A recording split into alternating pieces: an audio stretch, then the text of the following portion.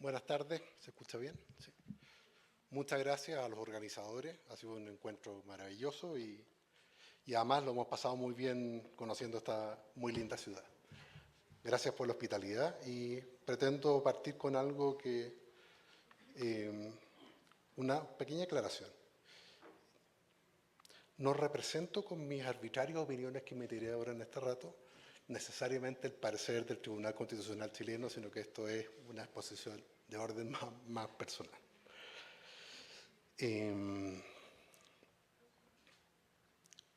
Parto citando a Alonso Ercilla y su canto general de la Araucana. Chile, fértil provincia señalada en la región antártica famosa, de remotas naciones respetada por fuerte, principal y poderosa. La gente que produce es tan granada, tan soberbia, gallarda y belicosa, que no ha sido por rey jamás regida, ni extranjero dominio sometida. Estas palabras dan un poco la luz acerca de nuestro carácter, nuestra impronta nacional, y cabe confesar que quizás a veces los chilenos no gozamos de demasiada popularidad porque nos consideramos dueños de un carácter más insular, más aislado. Tenemos una tradición constitucional propia que se manifiesta desde los reglamentos constitucionales y los ensayos de 1812, pero que está marcada principalmente por tres grandes textos, 1833, 1925 y 1980, y sus reformas. Estos textos dan cuenta de alguna reticencia quizá a recibir culturas constitucionales que reconozcan una matriz ajena a la nuestra. Pero esto tampoco es un absoluto. Pese a lo que hemos señalado, un lector atento puede apreciar que se cuelan por los tres textos que hemos hablado la tradición liberal y la conservadora. A partir de 1920 la cuestión social.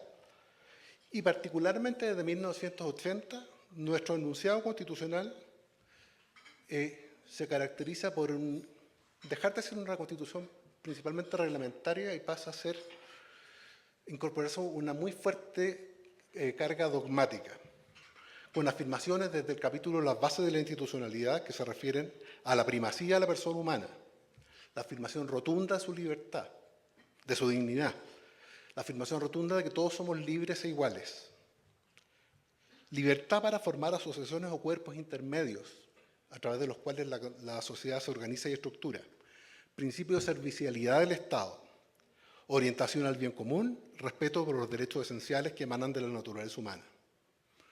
Todas estas proclamaciones dogmáticas son inescindibles, forman parte indisoluble de nuestra tradición constitucional desde su incorporación en 1980. Es en este preciso contexto, y recordemos, la Constitución de 1980 es aprobada en tiempos en los cuales no regía una democracia plena en el país. Pero ocurre que en 1988 se produce un plebiscito constitucional en el que Augusto Pinochet es derrotado y se organiza una transición a la democracia según las reglas que esta Constitución disponía en su articulado transitorio. A partir de la necesidad de efectuar ajustes al texto constitucional que en plenitud nunca rigió en integridad, de acuerdo a cómo fue concebido, se aprobó una reforma constitucional y se aprobó por un plebiscito de una amplísima mayoría en el que se incorporó al artículo 5º la siguiente disposición: el ejercicio de la soberanía reconoce como limitación el respeto a los derechos esenciales que emanan de la naturaleza humana. Es deber de los órganos del Estado respetar y promover tales derechos, garantizados por esta Constitución, así como por los tratados internacionales ratificados por Chile que se encuentran vigentes. Se incorpora a nuestro texto, entonces, explícitamente la recepción de los derechos reconocidos en tratados internacionales que se encuentran vigentes. Tanto se incorpora a nuestra cultura que a partir de los acontecimientos que todos conocemos de 1919, Chile experimentó dos intentos serios de transformación institucional, de sustitución íntegra del texto constitucional.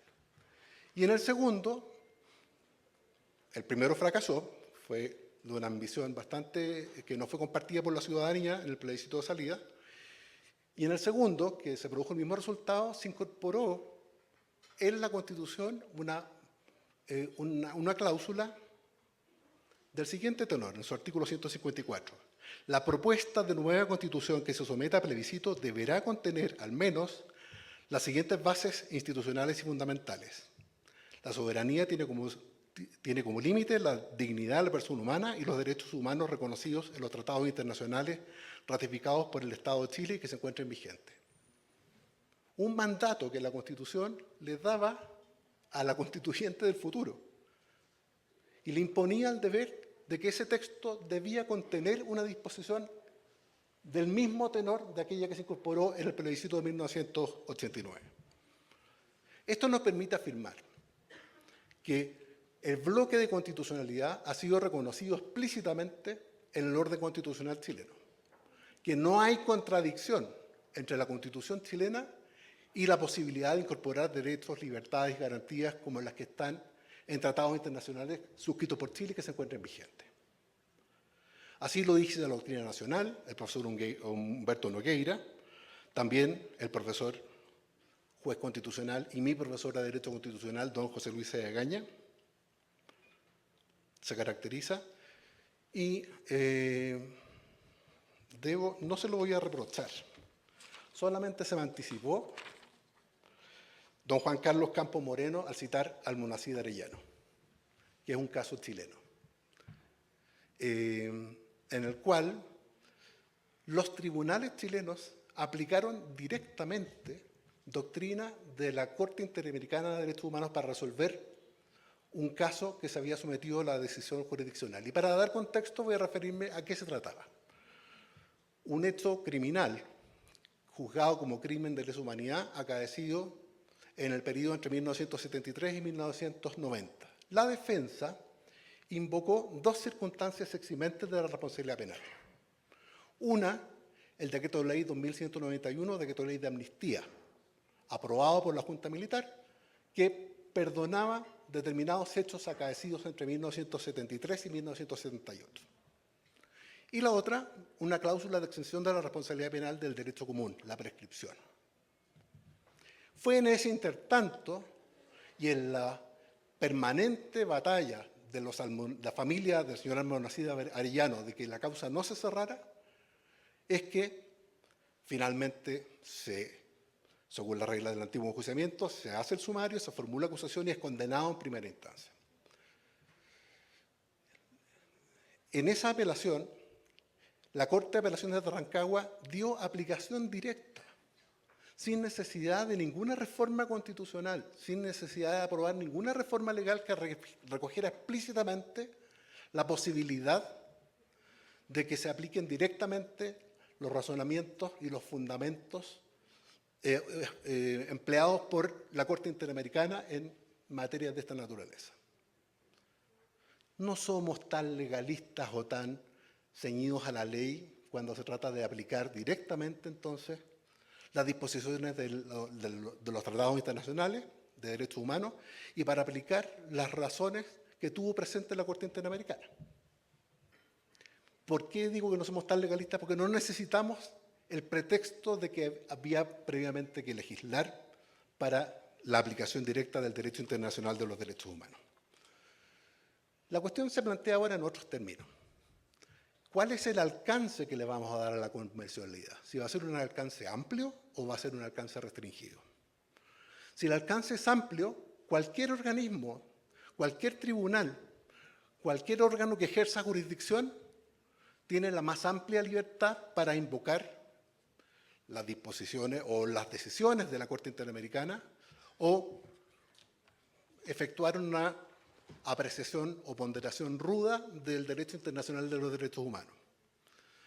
Y por otra parte, existe una tesis con la que me avengo más y me resulta más persuasiva, porque ahí va entonces relacionado el título de esta presentación.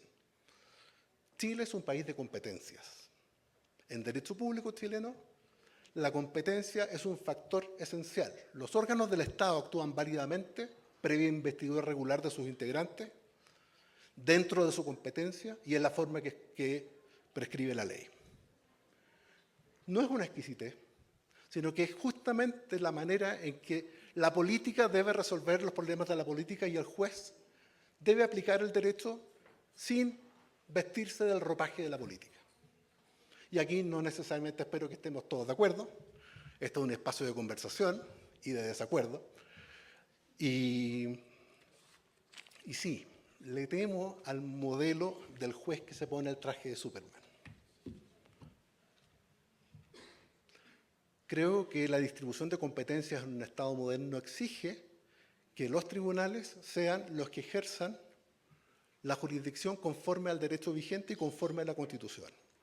Que los tribunales apliquen el derecho vigente y que el Tribunal Constitucional chileno, que tiene competencias específicas diseñadas en el artículo 93 de la Carta Fundamental, son esas las competencias que tiene y no tiene más. No es el juez el llamado a resolver, y lo digo con mucho respeto porque estoy refiriéndome únicamente a la situación chilena. No conozco con profundidad el orden constitucional de los países de los que ustedes vienen, donde probablemente esas posibilidades existen.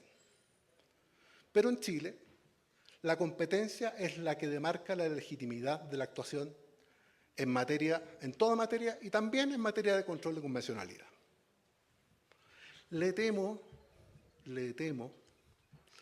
a algunas malas lecturas que he tenido a lo mejor. Ben Ruders, La Revolución Secreta, Grosjean, el belga, El poder político y la audacia de los jueces. Jean-Éric Chotel, en Francia, ha escrito acerca, y voy a dar una traducción bastante elegante, que no es la literal, acerca de la democracia en manos de los pretores.